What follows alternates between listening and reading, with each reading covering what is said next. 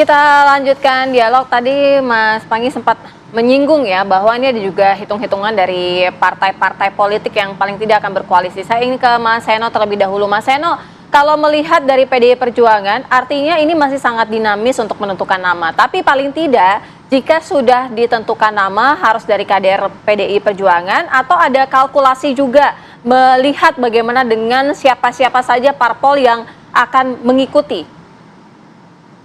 Ya, pada prinsipnya kan komunikasi politik kami lakukan dengan intens di berbagai wilayah dengan banyak pihak, baik kepada partai lain atau dengan tokoh-tokoh. Di Jawa Tengah pun juga bukan berarti kami menutup kemungkinan adanya kemungkinan berpasangan atau melakukan kerjasama politik dengan calon wakil gubernur yang mencerminkan kerjasama politik dengan partai lain itu.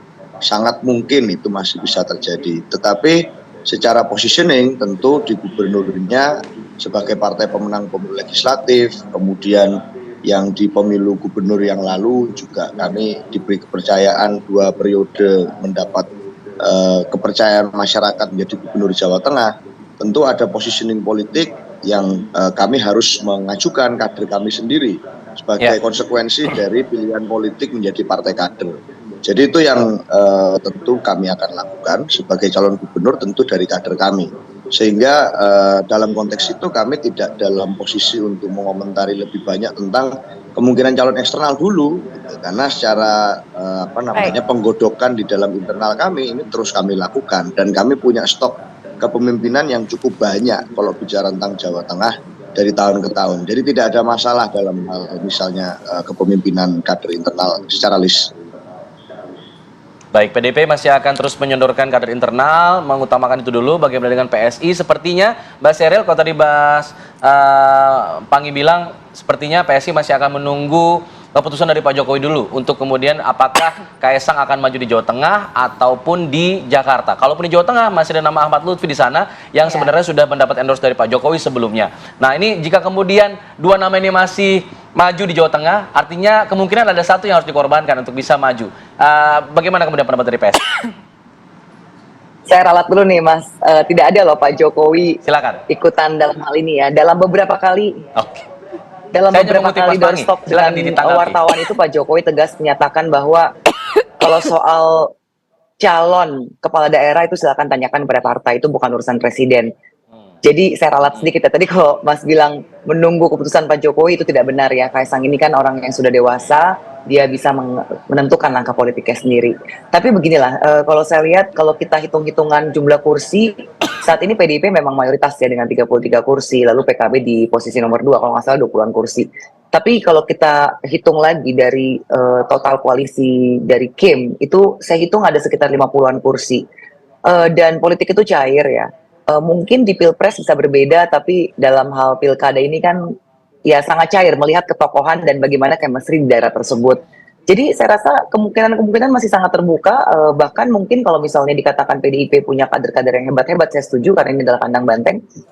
Entah kenapa PDIP itu seakan-akan sudah menjadi kultur untuk masyarakat Jawa Tengah ya, itu memang harus diakui.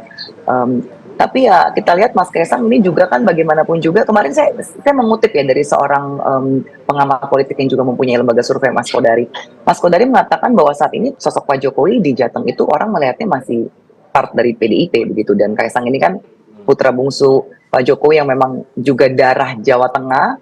Jadi kita lihatlah, bukan tidak mungkin bahkan kader dari Kim mungkin bisa bersatu dengan kader dari partai yang mungkin bukan koalisi pada saat Pilpres dalam kontestasi di Pilkada nanti.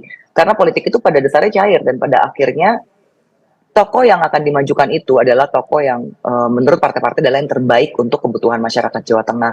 Jadi ini kita lihat bersama lah Mas, ini masih ada 1 bulan waktu untuk masih konsolidasi dan menjalin hubungan komunikasi dengan berbagai pihak. Baik, Mas Pangi, terakhir mungkin sebagai konklusi tadi agak dibantah juga sama Mbak Sheryl mengenai hal tersebut, silakan. Iya, sebenarnya dalam politik kan nggak boleh menduga-duga ya, harus terukur kan, dengan artinya Pak Jokowi termasuk orang yang percaya dengan lembaga riset kan. Nah sejauh ini per hari ini potensi Kaisang ada di Jawa Tengah itu sangat besar, ketimbang harus berjudi bertaruh di Jakarta dengan melawan Anies, dengan peta yang beliau sebenarnya tidak semudah itu juga, karena ini bukan wilayah beliau juga, artinya zonasi wilayah pertempurannya Kaisang sebenarnya kan kansnya lebih di Jawa Tengah. Nah, persoalannya siapa yang akan dikorbankan itu? Apakah karena ceruk segmennya sama kolomnya. Antara Ketika Kaisang naik, pasti Ahmad Lutfi akan tergerus. Oke. Jadi maksud saya, ini memang bukan pertaruhan Pak Jokowi, tapi kita sama-sama tahu aja lah gitu. Jadi peta politik ini memang tangan dingin Pak Jokowi kan sangat besar selama ini. Kan beliau nggak pernah ada rekam jejak kalah kan. Ya. Dan aku yakin akan memutuskan Pak Jokowi, apakah di DKI atau di Jateng. Tetapi secara panggung depan pasti ini bukan anak kecil ya, ini PSI, ini Kaisang, Ketua Umum. Iya, tapi dalam politik common sense kita harus jalan juga, sense of politik. Jadi itu wajar gitu. Jadi saya membaca, saya cermati apakah nanti akan dibarter Pak Lutfinya atau karena partai-partai lain juga sudah cancel kayak Pak Ahmad Lutfi termasuk Gerindra, Golkar kan. Tapi Pak Jokowi kan ingat injury time last minute terus. Nah, apakah akan ada kejutan ini gitu atau tidak gitu? Jadi kalau misalnya akan di Jawa Tengah itu kejutan sebetulnya karena memang selama ini masih kokoh itu leading itu Jawa Tengah adalah Ahmad Lutfi. Gitu. Nah, persoalan nama-nama lain seperti Tak Yasin, Dikot, Atiko, kemudian Gus Yusuf itu kan baru positioning sebagai wakil dianggap gitu. Belum pertarungan antara positioning sebagai gubernur. Ini pertarungan positioning sebagai gubernur yaitu ada Kaisang sama dianggap kemudian nama baru ini termasuk Pak Ahmad Lutfi. Yang kedua adalah kita mencermati dalam konteks pilkada ini di Jawa Tengah ini tidak semudah yang kita bayangkan juga. Ini menghadapi yang sebetulnya Jawa Tengah itu adalah center miniatur politik Indonesia. Memang betul bahwa orang yang nanti jadi gubernur Jakarta maupun gubernur Jawa Tengah itu potensi menjadi pemimpin nasional kan. Jadi semua orang ini tangan-tangan dingin gitu ya, tangan dingin yang mengelolanya bukan ketua umum partai saja, DPP partai juga ngatur gitu. Termasuk kekuasaan yang hari ini sedang berkuasa. Dan itu saya meyakini itu. Yang terakhir, data saya menunjukkan Jawa Tengah itu food buying-nya tinggi sekali. Jadi food buying-nya. Jadi 52% itu sudah pernah menerima uang dalam pilkada. 52%. Nah, kalau kita tanya, yang toleransi terhadap politik uang 80%. Kemudian yang mengatakan wajar terhadap politik uang itu angkanya 50%. Walaupun dari 50% baseline tadi kita tanya lagi, ternyata yang kemudian dia memilih hati nurani tetap ada 40%. Yang memilih yang ngasih uang tetap ada 20%. Tetapi dalam konteks ini, betapa pentingnya nanti kita bisa lihat mesin partai juga penting, personalisasi penting, logistik juga besar di sini. Gitu. Jadi tidak hanya soal isu, tidak hanya soal programatik. Jadi kita nanti akan dalami lagi ya, karena kan memang masih ada waktu kurang lebih 1 bulan, tapi mungkin siapa tahu nih minggu-minggu depan akhir-akhir ataupun awal-awal Agustus sudah ada namanya ya. Tapi tebak-tebakan boleh aja kan, mau di Jateng atau DKI. Tapi kalau Mbak Sira sama Bang Afat di mana? Kaisangnya mau di Jawa Tengah atau di DKI kan gitu. Kalau saya kansnya per hari ini itu masih Jawa Tengah. Baik, kita akan tuh nanti bagaimana langkah masing-masing dari para partai politik ini untuk menentukan bagaimana tokoh-tokoh mereka untuk maju di pilkada nanti. Terima kasih semuanya, Bang Pangi terima kasih, Mbak Sheryl terima kasih, Mas Heru terima kasih.